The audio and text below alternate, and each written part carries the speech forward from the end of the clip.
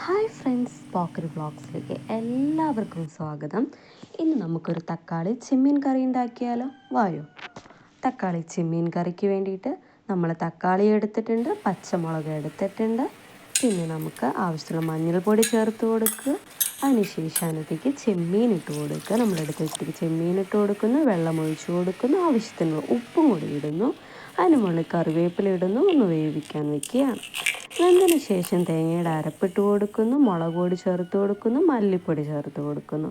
അതിന് ശേഷം ഒന്ന് തിളയ്ക്കാൻ വെക്കുന്നു. തിളയായതിന് ശേഷം വെന്തുടഞ്ഞതിന് ശേഷം നമുക്ക് വേറൊരു കടായി എടുത്ത് അതിലേക്ക് കടുകിട്ട് പിന്നെ നമുക്ക് ചുവന്ന ഉള്ളിയും കറിവേപ്പിലയും വറുത്തല മുളകും ചേർത്ത് ഒന്ന് കടുക് വറുത്തെടുക്കാം.